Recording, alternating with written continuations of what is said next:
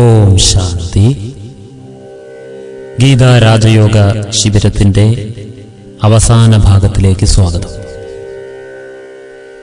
കഴിഞ്ഞ അധ്യായത്തിൽ നമ്മൾ ഒരു യോഗിക്ക് മനസ്സ് ഈശ്വരനിൽ ഉറയ്ക്കണമെങ്കിൽ വലിയ ബുദ്ധിയുടെ ആവശ്യമല്ല ഉള്ളത്, പ്രേമത്തോടെ ഉള്ള അനുസരണയുടെ ആവശ്യമാണുള്ളത് എന്ന് മനസ്സിലാക്കി കാണും. അതിന്റെ ഭാഗമായിട്ട് ഈശ്വരൻ 3 തരം തപസ്സുകളെ കുറിച്ച് പറയുകയായിരുന്നു. ശരീരത്തിന്റെ തപസ്സിനെ കുറിച്ച് പഠിച്ച് നമ്മൾ സാത്വികമായ ജീവിത ശൈലിയെ, ആഹാര രീതികളെക്കുറിച്ചും എല്ലാം പഠിക്കുകയുണ്ടായി. ശേഷം നമ്മൾ നല്ല വാക്കുകൾ ഉച്ചരിക്കുന്ന വാക്കിന്റെ തപസ് എന്താണെന്ന് മനസ്സിലാക്കി. ഇനി നമ്മൾക്ക് ആ ഒരു ഭാഗത്തിൽ അവശേഷിച്ചിരിക്കുന്നത് മനസ്സിന്റെ തപസ്സാണ്. മനസ്സ് നമ്മളെ വളരെയധികം വഴിതെറ്റിക്കാൻ സാധ്യതയുണ്ട്. ആത്മാവ് യോഗ സാധനയിൽ ഏർപ്പെടുമ്പോൾ മനസ്സിന്റെ പഴയ സ്വഭാവ സംസ്കാരങ്ങൾ പുറത്തെടുത്ത് നമ്മളെ വഴിതെറ്റിക്കാൻ സാധ്യതയുണ്ട്. അതുകൊണ്ട് മനസ്സിനും ഒരു തപസ് ഏൽപ്പിക്കണം. ആ തപസ്സിനെ കുറിച്ച് നമുക്കൊന്ന് നോക്കാം. ഗീതയിലെ 17-ാം അധ്യായത്തിലെ 16-ാം ശ്ലോകമാണിത്. മനഃപ്രസാദ സൗമ്യത്വം മൗനമാത്മവിനിഗ്രഹ ഭാവസംശുദ്ധിരിത്യേതത്തപോ മാനസമുച്യതേ. ഇതിൽ പറയുന്നത് മനഃപ്രസാദമാണ്. ആദ്യമായിട്ട് പറയുന്നത് മനഃപ്രസാദം, മനസ്സിന്റെ സംതൃപ്തി, അതാണ് മനഃപ്രസാദം. നമ്മൾ എന്നും കഴിക്കേണ്ട ഒരു പ്രസാദമാണ്. മറ്റൊരു പ്രസാദവും കഴിക്കാൻ കിട്ടിയില്ലെങ്കിൽ ഈ പ്രസാദം നമ്മൾ എന്നും കഴിക്കണം. മനഃപ്രസാദം, ഈ പ്രസാദമാണ് ഏറ്റവും ഊർജം നിറഞ്ഞ പ്രസാദം. മനസ്സിനെ പ്രസാദിപ്പിക്കുക, മനസ്സൊരു പ്രസന്നമായ അവസ്ഥയിൽ സൂക്ഷിക്കുക, കലുഷിതമാക്കി വയ്ക്കാതിരിക്കുക, കലങ്ങിയ മനസ്സ് കൊണ്ട് നടക്കാതിരിക്കുക. ഇതാണ് ആദ്യം പറയുന്നത്. മനഃപ്രസാദം ഉണ്ടായിരിക്കണം. അടുത്തത് പറയുന്നത് സൗമ്യത. മനസ്സിൽ എപ്പോഴും ഒരു സൗമ്യത കാത്തു സൂക്ഷിക്കണം. പിന്നീട് മൗനം, മനസ്സിന്റെ മൗനം, വായു കൊണ്ടുള്ള മൗനമല്ല, മനസ്സിന്റെ മൗനം എന്ന് വെച്ചാൽ ഒരുപാട് ചിന്തകൾ മനസ്സിനകത്ത് കിടന്ന് ബഹളമുണ്ടാക്കാതെ മനസ്സിൽ ഏകാഗ്രതയെ കാത്തു സൂക്ഷിക്കുവാൻ ശ്രമിക്കുക. ഇതാണ് മനസ്സിന്റെ മൗനം. ശാന്തി നിർഭരമായ ചിന്തകൾ മനസ്സിനകത്ത് രചിക്കുന്ന അവസ്ഥ, ഇതാണ് മൗനം.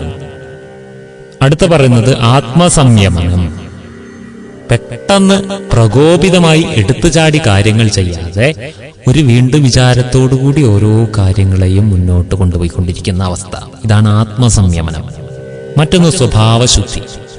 സ്വഭാവത്തിൽ ഒരുപാട് നല്ല നല്ല സ്വഭാവങ്ങളെ ചേർക്കണം. നമ്മൾ മോശമായ സ്വഭാവങ്ങളുണ്ടെങ്കിൽ ഓരോ ദിവസം ഓരോന്നിനെ കളഞ്ഞുകൊണ്ടിരിക്കുകയും നല്ല നല്ല സ്വഭാവങ്ങളെ ഓരോരുത്തരിൽ നിന്നും പഠിക്കുക, ഈശ്വരൻ പഠിപ്പിച്ചു തരുന്നതിൽ നിന്ന് പഠിക്കുക, ഇങ്ങനെ നല്ലതിനെ വളർത്തിക്കൊണ്ടുവരികയും ചെയ്യുക. ഇതാണ് ഈ മനസ്സിന്റെ തപസ് എന്ന് പറയുന്നത്. അപ്പോൾ 3 തപസ്സും മനസ്സിലായല്ലോ നമുക്ക്. മനസ്സിന്റെ തപസ്സിൽ പ്രധാനമാണ് മൗനം.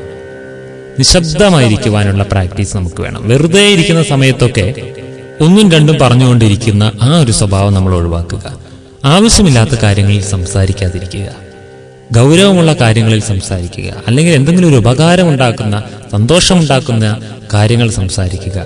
കഴിയുന്നതും നമ്മൾ മറ്റുള്ളവരുടെ കാര്യങ്ങൾ അവരുടെ അസാന്നിധ്യത്തിൽ ചർച്ച ചെയ്യാതിരിക്കുക. അത് അവരോട് സംസാരിക്കുന്നതുകൊണ്ട് വല്ല ഗുണമുണ്ടാവും. ഒരാളെക്കുറിച്ച് വേറെ 2 ആൾക്കാരിരുന്ന് സംസാരിക്കുക, പരദൂഷണം എന്നാണ് ഇതിനെ പറയുന്നത്. അത് ചെയ്യാതിരിക്കുക. അതിലൂടെ അവർക്കും നന്മയില്ല, നമുക്കും നന്മയില്ല. നമ്മുടെ ചിന്തകളും വാക്കുകളൊക്കെ വേസ്റ്റാക്കുക. അങ്ങനെ ചെയ്യാതിരിക്കുക. ഇത് മനസ്സിന്റെ തപസ്സിലെ ഒരു പ്രധാനപ്പെട്ട ഭാഗമാണ്. ഇത്രയും നമ്മൾ അനുഷ്ഠിക്കാൻ തയ്യാറാണെങ്കിൽ മനസ്സിന്റെയും ശരീരത്തിന്റെയും വാക്കിന്റെയും തപസ്സും ആത്മാവ് പരമാത്മാവിലേക്കുള്ള സംയോജനവും ആരംഭിച്ചു കഴിഞ്ഞാൽ നമ്മൾ തീർച്ചയായും ഒരു യോഗി എന്ന് പറയുന്ന പദവിക്ക് യോഗ്യനായിരിക്കുകയാണ്. അപ്പോൾ യോഗമെന്നാൽ ആത്മസ്വരൂപത്തിലിരുന്നുകൊണ്ട് പരമാത്മാവിനെ ധ്യാനിക്കലാണെന്ന് മനസ്സിലായല്ലോ. സർവശക്തിവാനും ജഗത് നിയന്താവുമായ ഭഗവാനെ, നമ്മുടെ അച്ഛനെ, ജ്യോതിസായ ഭഗവാനെ നമ്മൾ ജ്യോതിസായ മക്കൾ ഓർമ്മിക്കുന്നതാണ് യോഗം. വളരെ സഹജമായിട്ടാണ്. ഇതിന് കണ്ണുപോലും അടയ്ക്കേണ്ട ആവശ്യമില്ല. കണ്ണടയ്ക്കേണ്ട. ചിലര് ധ്യാനമെല്ലാം ചെയ്യാൻ കണ്ണടയ്ക്കണമെന്ന് വിചാരിച്ചിട്ടുണ്ട്. കണ്ണടയ്ക്കേണ്ട ആവശ്യമില്ല. നമുക്ക് ഏറ്റവും ഇഷ്ടമുള്ള ഒരാളെ നമ്മുടെ മനസ്സിൽ ഓർമ്മ വരാൻ കണ്ണടച്ചാലേ ഓർമ്മ വരുള്ളൂ. നമ്മളുടെ ഭാര്യയെ, കുട്ടികളെയൊക്കെ ഓർമ്മിക്കാൻ വേണ്ടി നമ്മൾ പത്മാസനത്തിൽ ഇരിക്കേണ്ട ആവശ്യമുണ്ടോ? അതും ആവശ്യമില്ല. നമ്മൾ പത്മാസനത്തിലിരുന്ന് കണ്ണെല്ലാം ഇറുക്കി അടച്ചാലല്ല നമ്മുടെ ഇഷ്ടബന്ധുക്കളെ ഓർമ്മ വരിക. നമ്മൾ ഏത് കാര്യങ്ങളുടെ ഇടയിലും അവരെ ഓർമ്മിക്കുന്നുണ്ട്. എത്ര തിരക്കിനിടയിലും അവരുടെ ഓർമ്മ നമുക്ക് വേണമെങ്കിൽ കൊണ്ടുവരാൻ പറ്റും. ഈശ്വരന്റെ ഓർമ്മ ഇങ്ങനെയാ വരേണ്ടത്. അതിനായി ഒരു കടുംപിടുത്തം പിടിക്കേണ്ട ആവശ്യമില്ല. സഹജമായിട്ട് ഓർമ്മിക്കാൻ പറ്റണം. അതുകൊണ്ട് ഇതിനെ സഹജ രാജയോഗം എന്ന് പറയുന്നത്. ഈശ്വര സ്മൃതി നമ്മൾ ഉണ്ടാക്കിയെടുക്കണം. ഈശ്വര സ്മൃതി നമ്മൾ എല്ലാ കർമ്മങ്ങളിലും കലർത്തണം. പിന്നെ ഏകാന്തമായിരുന്നിട്ടുള്ള അഭ്യാസങ്ങളും നമുക്ക് ആവശ്യമുണ്ട്. രണ്ടും വേണം. ഒന്ന് ഇരുന്നുള്ള യോഗം, മറ്റൊന്ന് കർമ്മയോഗം. ഈ രണ്ട് പ്രാക്ടീസും നമ്മൾ ചെയ്യണം. ഇനി ഗീതയിൽ 18-ാം അധ്യായത്തിലെ 63-ാം ശ്ലോകത്തിൽ ഭഗവാൻ ഈ ജ്ഞാനത്തെ എല്ലാം കൂടി അങ്ങോട്ട് അവസാനിപ്പിക്കുകയാണ്. ഒരു കൺക്ലൂഷനിൽ എത്തിക്കുന്ന ഒരു ശ്ലോകമുണ്ട്. അതൊന്ന് നമുക്ക് നോക്കാം. ഇതി തേ ജ്ഞാനമാഖ്യാതം ഗുഹ്യാദ് ഗുഹ്യതരം മയാ വിമൃശ്യൈതദശേഷേണ യഥേച്ഛസി തഥാ കുരു. ഇതിതേ ജ്ഞാനമാഖ്യാതം എന്ന് തുടങ്ങുന്നു. ഇപ്രകാരം രഹസ്യമായ ഈ ജ്ഞാനത്തെ ഇതാ ഞാൻ നിനക്ക് വിവരിച്ച് തന്നിരിക്കുന്നു എന്നാണ് പറയുന്നത് ഭഗവാൻ. ഇനി ഇത്രയും നേരം എന്ത് ചെയ്തു? ഒരുപാട് ജ്ഞാനത്തെ, നമ്മൾക്ക് ആത്മാവിന് പരമാത്മാവിലേക്ക് ബുദ്ധി യോജിപ്പിക്കേണ്ടതായിട്ടുള്ള ജ്ഞാനത്തെ, അതുപോലെ യോജിപ്പിച്ചാലുണ്ടാകുന്ന ഗുണഫലങ്ങളെ, യോജിപ്പിക്കാതെ ആയാലുണ്ടാകുന്ന ദോഷങ്ങളെ എല്ലാം വ്യാഖ്യാനിച്ചു തന്നു. ഇനി ശ്ലോകത്തിന്റെ ബാക്കി പറയുന്നത്, ഇനി നന്നായി ആലോചിച്ചിട്ട് നിനക്ക് ഇഷ്ടമുള്ളതുപോലെ ചെയ്യാം. ഇതും കൂടി പറയുന്നുണ്ട് ഇവിടെ. ഞാൻ എല്ലാം പറഞ്ഞു തന്നു, എല്ലാം നിങ്ങൾക്ക് മനസ്സിലായി. ഇനി നിങ്ങൾക്ക് ആലോചിച്ചിട്ട് ഇഷ്ടമുള്ളതുപോലെ ചെയ്യാം, അതിനുള്ള സ്വാതന്ത്ര്യമുണ്ട് എന്നാണ് ഭഗവാൻ നമ്മളോട് അവസാനമായി പറയുന്നത്. അപ്പോൾ നമ്മളും അർജുനനാണ്. ചിന്തിക്കണം, നമ്മൾ അർജുനന്മാരും ഇവിടെ ഇപ്പോ ഇത്രയും നേരം നമ്മൾ ഭഗവാന്റെ മഹാവാക്യങ്ങൾ കേട്ടു. ഈശ്വരൻ തന്ന ജ്ഞാനത്തെ ഓരോരുത്തരും എത്തിക്കുക എന്നുള്ള ദൗത്യത്തിന്റെ ഭാഗമായി നമ്മൾ ഈ ഗീതാ രാജയോഗ സപ്താഹത്തിലൂടെ എല്ലാം പഠിച്ചു കഴിഞ്ഞു. ഇനി നമ്മളും ആലോചിക്കേണ്ടത് എന്താ? ഒക്കെ മനസ്സിലായി, ഇനി ഞാൻ എന്ത് ചെയ്യണം? ഇതൊക്കെ മനസ്സിലാക്കിയിട്ട് വീണ്ടും ഞാൻ പഴയ ആ ആസുരീയ സ്വഭാവത്തിലൂടെ പോയി നടക്കണമോ, അതോ ദൈവീകമായൊരു ചുവടുവെപ്പ് ഇപ്പോൾ മുതൽ ഞാൻ ആരംഭിക്കണമോ? ഇതാണ് ചിന്തിക്കേണ്ടത്. ഈ ഒരു ചോയ്സ് ഈശ്വരൻ നമുക്ക് വിട്ടു തന്നിരിക്കുകയാണ് ഈ ശ്ലോകത്തിൽ. ഇനി അഥവാ നമ്മൾ സ്വീകരിക്കുന്നത് നല്ല മാർഗമാണെങ്കിൽ നമുക്കിവിടെ രണ്ട് മാർഗമേ ഉള്ളൂ. ഒന്ന് നമ്മുടെ സർവനാശം, അതിലേക്കുള്ള മാർഗങ്ങൾ ഇങ്ങനെ നിരവധി കിടക്കുക. പിന്നെ നമ്മുടെ ആത്യന്തികമായ രക്ഷ, അതിനൊരു മാർഗമേ ഉള്ളൂ. ആത്മസ്മൃതിയിലിരുന്ന് പരമാത്മാവിനെ സ്മരിക്കുന്ന രാജയോഗ മാർഗം. ആ മാർഗമാണ് നിങ്ങൾ ആഗ്രഹിക്കുന്നതെങ്കിൽ അടുത്ത ശ്ലോകം പറയുകയാണ്, കേൾക്കൂ. മന്മനാഭവമദ്ഭക്തോ മദ്യാജീ മാം നമസ്കുരു മാമേ വൈശ്യസി സത്യം തേ പ്രതിജാനേ പ്രിയോ വസിമേ. അതായത് എപ്പോഴും എന്നെ ഓർമ്മിക്കുക, എന്നെ തന്നെ നമിക്കുക. ഞാൻ എങ്ങനെയാക്കി മാറ്റാൻ ശ്രമിക്കുന്നുവോ അങ്ങനെയായി തീരാൻ നീയും ശ്രമിക്കുക. എങ്കിൽ ഞാൻ പ്രതിജ്ഞ ചെയ്യുന്നു, നീ എന്നോടൊപ്പം ഉയരും, നീ എന്നിലെത്തും. എന്തുകൊണ്ടെന്നാൽ എനിക്ക് ഏറ്റവും പ്രിയപ്പെട്ടവരാകുന്നു നിങ്ങൾ. ഇതാണ് ഭഗവാൻ തരുന്ന അടുത്ത വാഗ്ദാനം. എപ്പോഴും എന്നെ ഓർമ്മിക്കുകയും എന്നെ തന്നെ നമിക്കുകയും ഞാൻ നിന്നെ എങ്ങനെയാക്കി മാറ്റുവാൻ ആഗ്രഹിക്കുന്നുവോ അങ്ങനെയായി മാറാൻ നീ പരിശ്രമിക്കുകയും ചെയ്താൽ നീ എന്നോടൊപ്പം ഉയരും. എന്നെപ്പോലെയാകുന്ന പറയുന്നു, എന്നോളം ഉയരും നീ. പിന്നീട് എന്താ പറയുന്നത് നമ്മളോട് ഭഗവാൻ? എന്തുകൊണ്ടെന്നാൽ നീ എനിക്ക് പ്രിയപ്പെട്ടവനാ. ഓരോ കുട്ടികളും ഭഗവാന് പ്രിയപ്പെട്ട കുട്ടികളാ. ഇതാണ് ഭഗവാൻ ഈ ശ്ലോകത്തിലൂടെ നമുക്ക് പറയുന്നത്. അപ്പോൾ നമ്മൾ ഒരു ചുവട് വെക്കുമ്പോൾ ഈശ്വരൻ 1000 ചുവടുകൾ നമുക്ക് വേണ്ടി വെക്കുന്നുണ്ട്. ഇത് നമ്മൾ ശ്രദ്ധിക്കണം. അടുത്ത ശ്ലോകത്തിൽ പറയുന്നത് എന്താന്ന് നോക്കൂ. സർവധർമാൻ പരിത്യജ്യ മാമേകം ശരണം വ്രജ അഹം ത്വാ സർവപാപേഭ്യോ മോക്ഷയിഷ്യാമി മാ ശുച. സർവധർമ്മങ്ങളെയും ത്യജിച്ച് എന്നിൽ ശരണം പ്രാപിക്കുക എന്ന് വെച്ചാൽ എല്ലാം ഉപേക്ഷിക്കുക എന്നുള്ളതല്ല. സർവധർമ്മങ്ങളെയും ത്യജിക്കുക എന്ന് വെച്ചാൽ മനസ്സുകൊണ്ട് മനസ്സിൽ ഓരോന്നിനെയും കയറ്റി വെക്കാതെ മനസ്സിൽ ഈശ്വരനെ പ്രതിഷ്ഠിക്കുക, ഈശ്വര രൂപത്തെ ധ്യാനിച്ചുകൊണ്ടിരിക്കുക. ആ ഒരവസ്ഥയിൽ എത്തിയാൽ അവരെ ഞാൻ സകല പാപങ്ങളിൽ നിന്നും പാപപ്രതികരണങ്ങളിൽ നിന്നും മോചിപ്പിക്കാം, നീ ഭയക്കേണ്ട എന്നാണ് ഈ ശ്ലോകം പറയുന്നത്. അതായത് എന്തെല്ലാം ഉണ്ടോ നമ്മുടെ കാര്യങ്ങൾ, കാര്യവ്യവഹാരങ്ങൾ, അതിനെയൊക്കെ അവിടെ തന്നെ വെക്കണം. ഇതിനെയൊന്നും തലയിലേറ്റി നടക്കരുത്. ഇത്രേ ഭഗവാൻ പറയുന്നുള്ളൂ. സർവധർമാൻ എല്ലാ ധർമ്മങ്ങളെയും പരിത്യജിക്കുക എന്ന് വെച്ചാൽ ഭഗവാൻ പറയുന്നത് എല്ലാത്തിനും ഉപേക്ഷിക്കുക എന്നല്ല. അതായത് നമ്മളുടെ കുട്ടികളൊക്കെ വീട്ടിലുണ്ടെങ്കിൽ അവർ വീട്ടിൽ തന്നെ ഇരിക്കട്ടെ, അവരെടുത്ത് തലയിൽ വെക്കരുത്, ശിരസിലേറ്റി നടക്കരുത്. നമ്മളുടെ ഭാര്യ, കുട്ടികൾ, മക്കൾ, അച്ഛൻ, അമ്മ, പരിവാരം ഇവരെവിടെ ഉണ്ടോ അവിടെ ഇരിക്കട്ടെ, അവരെയും നമ്മുടെ തലയിലേറ്റി വെക്കരുത്. നമ്മുടെ ബാങ്ക് ബാലൻസ് ബാങ്കിലിരിക്കട്ടെ, അതിനെയും നമ്മൾ ശിരസിലേറ്റി നടക്കരുത്. നമ്മുടെ പ്രോപ്പർട്ടീസ്, സ്ഥലങ്ങൾ വല്ലതും കിടക്കുന്നുണ്ടെങ്കിൽ അതൊക്കെ അതാത് ഏരിയയിൽ കിടക്കട്ടെ, അതിനെയും തലയിലേറ്റി നടക്കരുത്. നമ്മൾക്ക് എന്തെങ്കിലും പദവികളും സീറ്റുകളൊക്കെ നമുക്കുണ്ടെങ്കിൽ അതൊക്കെ അവിടെ ഇരിക്കട്ടെ, അതിന് നമ്മുടെ തല നമ്മൾ കൊടുക്കരുത്. തല ആർക്ക് കൊടുക്കണം? അതായത് ആത്മാവിൽ എന്തിനെ കയറ്റിയിരുത്തണം? മനസ്സിൽ എന്തിനെ കയറ്റിയിരുത്തണം? പരമാത്മാവിന്റെ ചിന്തകളെ കയറ്റിയിരുത്തണം. അപ്പോൾ ഈ ഒന്നും ഉപേക്ഷിക്കുകയല്ല വേണ്ടത്, അവയൊക്കെ അവിടെ തന്നെ വിടുക, അതിനെയൊക്കെ കൂടെ ഏറ്റി തലയിൽ വെച്ച് നടക്കാതിരിക്കുക. ഇത്രേ ഭഗവാൻ പറയുന്നുള്ളൂ. എന്നിട്ട് ശിരസ് ഭഗവാന് മുന്നിലാണ് നമിക്കേണ്ടത്. ഇത്തരം ചിന്തകളാണ് ഉണ്ടാക്കേണ്ടത്. അതാണ് സർവധർമാൻ പരിത്യജ്യ എന്ന് പറയുന്നത്. സർവധർമ്മങ്ങളെയും എന്റെ ഓർമ്മയ്ക്ക് മുന്നിൽ നീ ഒന്ന് മാറ്റിവെക്കുക. എന്നെ ഓർമ്മിക്കുമ്പോൾ ഈ ചിന്തകളൊക്കെ വരാതിരിക്കണമെങ്കിലേ ഇതൊക്കെ സമർപ്പിച്ച ഒരവസ്ഥയിലിരിക്കുക. ഇതൊന്നും എന്റേതല്ല, എന്റെ കുട്ടികളൊക്കെ ഈശ്വരന്റെ കുട്ടികളാണ്, എന്റെ സ്ഥലവും എന്റെ പണവും ഒക്കെ ഈശ്വരന്റേതാണ്, എന്റെ വീട്ടുകാരും എന്റെ ബന്ധുക്കളൊക്കെ ഈശ്വരന്റേതാണ്, എല്ലാം അങ്ങോട്ട് ഏൽപ്പിക്കുക. എന്നിട്ട് നമ്മൾ യോഗത്തിൽ മുഴുകുക. എങ്കിലേ ഈ ചിന്തകൾ നമ്മളെ വന്ന് ബുദ്ധിമുട്ടിക്കാതിരിക്കൂ. അതിനുള്ളൊരു വിദ്യയാണ് ഭഗവാൻ ഇവിടെ പറഞ്ഞു തരുന്നത്. അപ്പോൾ ആ രീതിയിൽ യോഗിയായി നിനക്ക് മുന്നോട്ട് പോകാം എന്നാണ് ഈ ശ്ലോകത്തിൽ നിന്ന് ഭഗവാൻ നമുക്ക് വേണ്ടി പറഞ്ഞു തരുന്നത്. ഇനി അടുത്ത ശ്ലോകത്തിൽ 18-ാം അധ്യായത്തിലെ 71-ാം ശ്ലോകത്തിൽ എന്തു പറയുന്നു എന്ന് നമുക്ക് നോക്കാം. ശ്രദ്ധാവാൻ അനസൂയശ്ച ശൃണുയാദപിയോ നര സോഅപി മുക്തശുഭാം ലോകാൻ പ്രാപ്നുയാത് പുണ്യകർമ്മണാം. ഇത് ഇനി വരാനിരിക്കുന്ന സത്യയുഗത്തെ വിളിച്ചോതുന്നൊരു ശ്ലോകമാണ്. സത്യയുഗം വരാനിരിക്കുന്നു.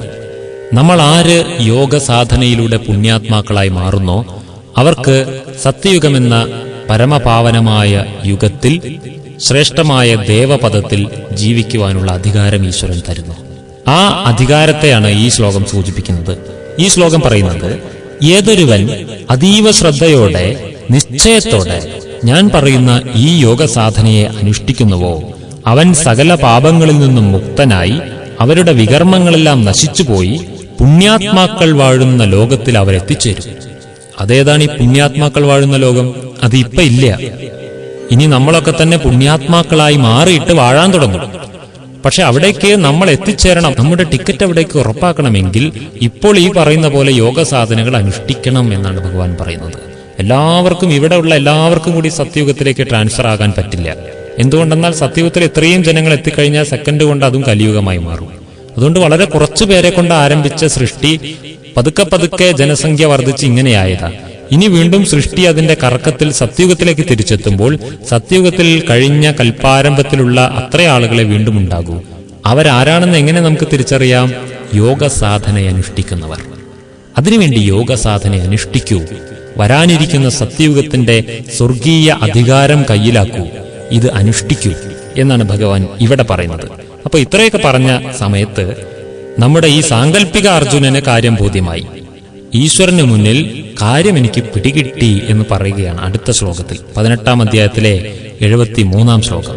നഷ്ടോ മോഹസ്മൃതിർലബ്ധാ തത്പ്രസാദാന്മയച്യുത സ്ഥിതോ അസ്മി ഗത സന്ദേഹ കരിഷ്യോ വചനം തവ. ഇവിടെ പറയുന്നത്, എനിക്ക് എന്റെ മോഹങ്ങളൊക്കെ തീർന്നു, എന്റെ വ്യാമോഹങ്ങളൊക്കെ ഓടിപ്പോയി, എനിക്ക് കാര്യം പിടികിട്ടി. ഹേ നാശമില്ലാത്തവനെ, അച്യുത, ഹേ നാശമില്ലാത്തവനെ, അനശ്വരനായ പരമാത്മാവേ, എന്റെ വ്യാമോഹങ്ങളൊക്കെ തീർന്നിരിക്കുന്നു. അങ്ങയുടെ കാരുണ്യത്താൽ എന്റെ ബുദ്ധി എനിക്ക് തിരിച്ചു കിട്ടിയിരിക്കുന്നു. നഷ്ടപ്പെട്ട ബുദ്ധി തിരിച്ചു കിട്ടി. ഞാൻ അനവധി ചിന്തകളാൽ വ്യാകുലനായിരുന്ന എന്നെ അങ്ങ് ദിവ്യബുദ്ധിമാനാക്കി മാറ്റി. എനിക്ക് ബുദ്ധി തിരിച്ചു കിട്ടി. എനിക്കിപ്പോൾ സംശയമില്ല. എനിക്ക് വ്യക്തമായ കാര്യങ്ങൾ. ഞാൻ ദൃഢചിത്തനായിരിക്കുന്നു. എന്റെ മനസ്സിന് നല്ല ശക്തി വന്നു. സ്ട്രോങ് ആയി എന്റെ മനസ്സെന്നാ പറയുന്നു. ഇനി ഞാൻ പതറില്ല എന്നാ പറയുന്നു. എന്റെ മനസ്സിലുണ്ടാകുന്ന ചിന്തകളെ നിയന്ത്രിക്കാനുള്ള ശക്തി മനസ്സിന് വന്നിരിക്കുന്നു. ഇനി ഞാൻ അങ്ങയുടെ ആജ്ഞയനുസരിച്ച് ജീവിക്കാൻ തയ്യാറാണ് എന്നാണ് ഈ ശ്ലോകം പറയുന്നത്. ഹേ അനശ്വരനായ പിതാവേ, പരമാത്മാവേ, അങ്ങയുടെ കാരുണ്യം കാരണത്താൽ എന്റെ വ്യാമോഹങ്ങൾ തീർന്നു. അങ്ങ് കാരണം എന്റെ ബുദ്ധി തിരിച്ചു കിട്ടി. ഞാനിപ്പോൾ സംശയമില്ലാത്ത ദൃഢചിത്തനായിരിക്കുന്നു. ഞാനിനി അങ്ങയുടെ ആജ്ഞയനുസരിച്ച് ജീവിക്കാൻ തയ്യാറാണ് എന്ന് ഇവിടത്തെ ഈ പുസ്തകത്തിലെ അർജുനന് പറയാമെങ്കിൽ നമുക്കെന്തുകൊണ്ട് പറഞ്ഞുകൂടാ? നമ്മൾക്ക് മനസ്സിലായില്ലേ? വ്യക്തമായില്ലേ? ഇനി നമ്മളും ഈശ്വരനോട് ഏറ്റുപറയണം. നമ്മുടെ ജീവിതത്തെ മുന്നോട്ട് കൊണ്ടുപോകാൻ, ശ്രേഷ്ഠമായ മാർഗത്തിലൂടെ കൊണ്ടുപോകാൻ ഞാനും ഇതാ റെഡി എന്ന് ഭഗവാനോട് പറയണം നമ്മൾ. അതാണ് ഇത്രയും നേരം നമ്മൾ പഠിച്ചതിന്റെ തെളിവ്. അത് നമ്മൾ ഓരോരുത്തരും ചേർന്ന് ഒരുമിച്ച് പറയുക. ഈശ്വരൻ നൽകിയ വഴി എനിക്ക് മനസ്സിലായെന്നും ഈശ്വരന്റെ മാർഗം ഞാൻ സ്വീകരിക്കുകയാണെന്നും എന്റെ ജീവിതം ഞാൻ ഇനി മുതൽ ശ്രേഷ്ഠമാക്കാൻ ശ്രമിക്കുകയാണെന്നും അനേക മാർഗങ്ങളിലൂടെ സഞ്ചരിച്ച് വ്യതിചലിച്ചു പോയ എന്റെ മനസ്സിനെ ഞാനിനി ഈശ്വരന്റെ സത്യജ്ഞാനത്തിന്റെ മാർഗത്തിലൂടെ നയിക്കാൻ തയ്യാറാണെന്നും നിങ്ങളെ സഹായിക്കാൻ തീർച്ചയായും ഈ ജ്ഞാനയജ്ഞമുണ്ട്. നിങ്ങൾ അവിടെ കയറി ചെല്ലുകയേ വേണ്ടൂ. നിങ്ങൾക്കുള്ള മാർഗദർശനങ്ങളുമായിട്ട് അവിടെ പലരും നിങ്ങൾക്ക് വേണ്ടി ഉണ്ടായിരിക്കും. ഈശ്വരന്റെ സത്യവും സനാതനവുമായ മാർഗത്തിലേക്ക് മുന്നോട്ടു പോകുവാനുള്ള എല്ലാ പ്രേരണകളും നിങ്ങൾക്ക് കിട്ടിക്കൊണ്ടുമിരിക്കും. അതിനായി നിങ്ങളൊരു ചുവട് വയ്ക്കണം. ഈ ലോകത്ത് നിലനിൽക്കുന്ന അനവധി ജ്ഞാനങ്ങളെ തലയിലിട്ട് കുഴപ്പിക്കാതെ നമ്മളുടെ ജീവിതത്തെ നമ്മൾ ശ്രേഷ്ഠമാക്കുവാനായി ഈശ്വരൻ തരുന്ന മാർഗത്തിലൂടെ സഞ്ചരിക്കണം. ഈ ലോകത്ത് നിലനിൽക്കുന്ന എല്ലാ ജ്ഞാനവും നല്ലത് തന്നെയാണ്. ഇവിടെ നിലനിൽക്കുന്ന ശ്രേഷ്ഠജ്ഞാനങ്ങളിൽ ഒന്നും തകരാറൊന്നുമില്ല. അതൊക്കെ നല്ലത് തന്നെയാണ്. പക്ഷേ നമ്മൾ ഇപ്പോൾ മനസ്സിലാക്കേണ്ട ഒരു കാര്യം, ഈ നിലവിലുള്ള ജ്ഞാനമെല്ലാം ഓരോരോ കാലഘട്ടത്തിൽ ആ കാലഘട്ടത്തിന്റെ ആവശ്യാനുസരണം ഭൂമിയിൽ വന്ന ജ്ഞാനമാണ്, ഭൂമിയിൽ ഉടലെടുത്ത ജ്ഞാനമാണ്. അത് ഈ സൃഷ്ടി നാടകത്തിന്റെ നിയമം അനുസരിച്ച് ഓരോ സമയങ്ങളിൽ ഭൂമിയിൽ എന്തെന്ത് ജ്ഞാനങ്ങൾ ഉണ്ടാകേണ്ടി വന്നുവോ ആ തരത്തിലുള്ള ജ്ഞാനാമൃതം ഈ ഭൂമിയിൽ അപ്പോഴപ്പോൾ വന്നിട്ടുണ്ട്. പല പല പ്രവാചകന്മാരിലൂടെയും പല പല പുണ്യാത്മാക്കളിലൂടെയും മഹർഷിമാരിലൂടെയും പല ജ്ഞാനവും ഭൂമിയിലേക്ക് എത്തിച്ചിട്ടുണ്ട്, നമ്മൾ ഉപയോഗിച്ചുകൊണ്ടിരിക്കുന്നുണ്ട്. പക്ഷേ ആ കാലഘട്ടത്തിൽ ഒരു പ്രത്യേക ആവശ്യത്തിന് വേണ്ടി നിർമ്മിക്കപ്പെട്ട ഈ ജ്ഞാനം അതിന്റെ പൂർണ്ണമായ ഉദ്ദേശ പൂർത്തീകരണം തീർത്തിട്ടുമുണ്ട്. ഇതെല്ലാം കൂടി ഒരുമിച്ചിരുന്ന് നമ്മൾ ഇപ്പോൾ പഠിക്കുമ്പോഴാണ് ആശയക്കുഴപ്പം നമുക്കുണ്ടാകുന്നത്. ഇതെല്ലാം പല പല കാലഘട്ടത്തിലെ സാധനങ്ങളാണ്. ഇതിനെല്ലാം കൂടി എടുത്ത് നമ്മൾ ഈ കാലഘട്ടത്തിലെടുത്ത് പഠിക്കുകയാ, എന്നിട്ട് ആശയക്കുഴപ്പത്തിലാവുകയാണ്. അതാണ് ഭഗവാൻ മുൻപൊരു ശ്ലോകത്തിൽ നമ്മളോട് പറഞ്ഞിരുന്നു, അങ്ങനെ ആശയക്കുഴപ്പത്തിലെത്തിയ മനസ്സ് എന്നിലേക്ക് ഏകാഗ്രമാകാൻ തുടങ്ങിയാലേ പിന്നെ അവർക്ക് സദ്ഗതിയിലേക്ക് നീങ്ങാൻ പറ്റുകയുള്ളൂ എന്ന്. അപ്പോൾ ഇവിടെ ഈ മഹാജ്ഞാന യജ്ഞം എന്തിനാണ് നിലനിൽക്കുന്നതെന്നറിയുമോ? ഈശ്വരൻ നമുക്ക് ഈ ജ്ഞാനത്തെ പുതുക്കി തരികയാണ് ചെയ്യുന്നത്. ഭൂമിയിൽ നിലനിൽക്കുന്ന എല്ലാ ജ്ഞാനങ്ങളുടെയും സാരത്തെ ഈശ്വരൻ വീണ്ടും ഇവിടെ ഒന്ന് അവതരിപ്പിക്കുകയാണ്. എന്തുകൊണ്ടാണെന്നറിയോ? ഈ പലപ്പോഴായി കിടക്കുന്ന ജ്ഞാനത്തിന്റെ ഓരോരോ ഭാഗങ്ങളെ നമ്മൾ തേടിപ്പിടിച്ച് അതിൽ നിന്ന് എസൻസ് എടുക്കുക എന്ന് പറഞ്ഞാൽ കുറെ പണിയുണ്ട്. അതിനുള്ള ബുദ്ധി നമുക്ക് കുറവായതിനാലാണ് ഭഗവാൻ ഈ ജ്ഞാനങ്ങളുടെ മുഴുവൻ സാരാംശം, സർവവേദ സാരം നമുക്ക് വേണ്ടി അവതരിപ്പിച്ചു തരികയാണ്. ഇപ്പോൾ വീണ്ടും പ്രജാപിതാ ബ്രഹ്മാബാബയുടെ ദേഹത്തിലൂടെ, പ്രജാപിതാ ബ്രഹ്മാകുമാരി ഈശ്വരീയ വിശ്വവിദ്യാലയത്തിലൂടെ. അതാണ് ഭഗവാൻ ചെയ്തുകൊണ്ടിരിക്കുന്നത്. അതെന്തിനാ ഇപ്പൊ വീണ്ടും പുതുക്കി തരുന്നത്? ആവശ്യമുണ്ട്. അതായത് ഒരു ഉദാഹരണം പറയുകയാണെങ്കിൽ, ഇപ്പോൾ സ്വാതന്ത്ര്യത്തിന് മുൻപൊക്കെ ഉപയോഗിച്ചിരുന്ന ചില കാറുകളുണ്ടല്ലോ, ഈ തവളയെ പോലെയുള്ള ആകൃതിയിലുള്ള ചില കാറുകൾ. ആ കാറ് ഇറക്കിയ സമയത്ത് ആ കാറ് ഉപയോഗിക്കുവാനുള്ളവർക്ക് വേണ്ടിയിട്ടുള്ള ചില പുസ്തകങ്ങൾ അതിന്റെ കൂടെ കിട്ടും. അത് പഠിച്ചിട്ട് ഈ കാറിന്റെ ഓരോരോ ഭാഗങ്ങൾ നമുക്ക് പരിചയപ്പെടാനും പഠിക്കാനൊക്കെ പറ്റും. അത് ഉപയോഗിക്കുന്ന ആൾക്ക് ഉപകരിക്കാൻ വേണ്ടിയിട്ടാണ് ആ ബുക്ക് ഇറക്കുന്നത്. അതിന്റെ കൂടെ കുറച്ച് പേപ്പറുകൾ തരും. ആ പേപ്പറുകൾ ഉപയോഗിച്ച് ഇന്ന് ഇറങ്ങുന്ന പുതിയ കാറുകൾ ഓടിക്കാൻ ശ്രമിച്ചാൽ നമ്മൾ നടക്കുമോ? ഇല്ല. കാരണം അത് അന്നത്തെ കാറിന് വേണ്ടി ഇറക്കിയതാണ്. ഇന്ന് പുതിയ കാർ ഇറങ്ങുന്നുണ്ടെങ്കിൽ അതിന്റെ പേപ്പറുകൾ പുതിയത് ഇറങ്ങുന്നുണ്ട്, അതിന്റെ ഉപയോക്താക്കൾക്കുള്ള സാധനങ്ങൾ ഇറങ്ങുന്നുണ്ട് പഠിക്കാൻ. അതുപോലെ പഴയ കാലത്ത് പല പല സന്ദർഭങ്ങളിൽ ഉപയോഗിക്കുവാൻ വേണ്ടി ഭൂമിയിൽ അവതരിപ്പിക്കപ്പെട്ട ജ്ഞാനബിന്ദുക്കളെ നമ്മൾ ഇപ്പോൾ എടുത്ത് പഠിച്ച ആശയക്കുഴപ്പത്തിലാകാൻ ശ്രമിക്കരുത്. അതുകൊണ്ടാണ് ഭഗവാൻ ഇപ്പോൾ നമുക്ക് വേണ്ടി പുതിയ കാറ്റലോഗ് തന്നിരിക്കുന്നത്. പുതിയ ലോകത്തിൽ ജീവിക്കുവാൻ, ഈ കലിയുഗത്തിന്റെ അവസാനത്തിൽ ജീവിക്കുവാനും വരാനിരിക്കുന്ന സത്യയുഗത്തിൽ ജീവിക്കുവാനും വേണ്ട പൂർണ്ണമായ സിദ്ധാന്തങ്ങൾ അടങ്ങിയ ഒരു പുതിയ ജീവിത ശൈലി, ജ്ഞാനത്തിന്റെ സാരാംശം നമുക്ക് പഠിപ്പിച്ചു തരികയാണ്. ഇത് വീണ്ടും ഇപ്പോൾ അവതരിപ്പിക്കപ്പെട്ടുകൊണ്ടിരിക്കുകയാണ്. ഈ ജ്ഞാനം ബ്രഹ്മാകുമാരീസ് ഈശ്വരീയ വിശ്വവിദ്യാലയം ഈ ജ്ഞാനമാണ് നൽകുന്നത്. അതുകൊണ്ട് ഇവിടെ വരിക, ഇത് പഠിക്കുക, മനസ്സിലാക്കുക, പരിശ്രമിക്കുക. ഇത്രയും കാര്യങ്ങളുണ്ട്. ഈ ലോകത്തിലെ ഈ ഒരു മഹാജ്ഞാന യജ്ഞത്തിലെ ഒരു വിശേഷതയാണ്, എല്ലാ ദിവസവും ഇവിടെ പഠിപ്പുണ്ട് മുടങ്ങാതെ. എല്ലാ രാജയോഗ കേന്ദ്രങ്ങളിലും ദിവസേന 7 മണിക്ക് സത്സംഗം ആരംഭിക്കും. എല്ലായിടത്തും ഉണ്ടായിരിക്കും. അതിനെ തുടർന്ന് പിന്നെ അങ്ങോട്ട് പകല് മുഴുവൻ എപ്പോൾ വരുമ്പോഴും അവർക്കെല്ലാം ഇതിൻ്റെ ആധ്യാത്മിക ശിക്ഷണങ്ങൾ നൽകിക്കൊണ്ടിരിക്കും. അതും സൗജന്യമായിട്ട്, യാതൊരു തരത്തിലുള്ള പിരിവോ രസീത് ബുക്കോ ഇല്ലാതെ കാര്യങ്ങൾ നടന്നുകൊണ്ടിരിക്കുന്നു. ഇത്രയും വലിയ ഒരു സേവനം ഭഗവാൻ നമുക്ക് ചെയ്തു തന്നുകൊണ്ടിരിക്കുകയാണ്. ഞങ്ങളെല്ലാവരും ഭഗവാന്റെ ഈ സേവനം അനുഭവിച്ചവരാണ്. ഇനി നിങ്ങൾക്കും ഈ അനുഭവം ലഭിക്കുവാൻ വേണ്ടി, ഞങ്ങളുടെ സ്വാർത്ഥമായ ഒന്നായി പോകരുത് ഇത് എന്നുള്ളത് കൊണ്ട് നിങ്ങൾ ഓരോരുത്തരും ഈ സൗഭാഗ്യം അനുഭവിക്കുവാൻ വേണ്ടി, ഞങ്ങളെപ്പോലെ ജീവിതത്തിൽ സൗഭാഗ്യം ഉണ്ടാക്കിയെടുക്കുവാൻ വേണ്ടിയിട്ടാണ് ഇപ്പോൾ ഈ രാജയോഗ സപ്താഹം നിങ്ങൾക്ക് മുന്നിൽ അവതരിപ്പിച്ചിരിക്കുന്നത്. ഇതുപോലെ നിങ്ങളും വന്ന് ഭഗവാന്റെ അവകാശി കുട്ടികളായി മാറി, ഭഗവാനുമേൽ അവകാശമുള്ള മക്കളായി മാറി, ഈശ്വരൻ നൽകുന്ന രാജയോഗ പഠനവും ജ്ഞാനവും അഭ്യസിച്ച് ഈശ്വരന്റെ സമ്പത്തായ ശാന്തിയും സ്നേഹവും സുഖവും ആനന്ദവുമെല്ലാം അനുഭവിച്ച് ഈശ്വരൻ നിർമ്മിക്കുന്ന സത്യയുഗി സ്വർഗീയ സാമ്രാജ്യത്തിന്റെയും അവകാശികളായി മാറണം എന്നുകൂടെ വിനയത്തോടെ നിങ്ങൾക്ക് മുന്നിൽ അപേക്ഷിച്ചുകൊണ്ട് ഈ ഗീതാ രാജയോഗ സപ്താഹം ഇവിടെ പൂർത്തീകരിക്കുന്നു. എല്ലാവർക്കും നന്ദി, നമസ്കാരം. ഓം ശാന്തി.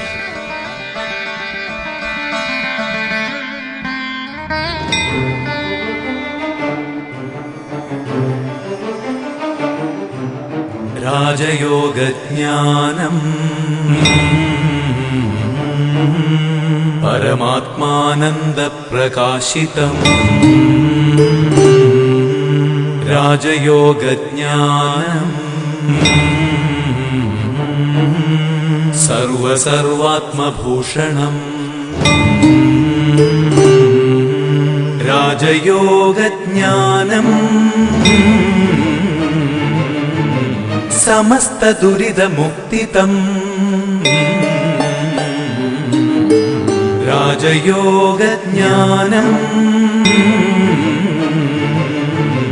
സർവഗുണാർത്ഥസാധകം. രാജയോഗജ്ഞാനം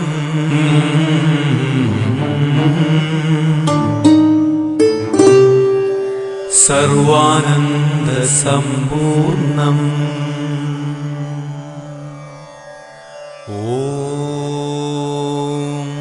ശാന്തി ശാന്തി ശാന്തി. ലോകാ സമസ്ത സുഖിനോ ഭവന്തു.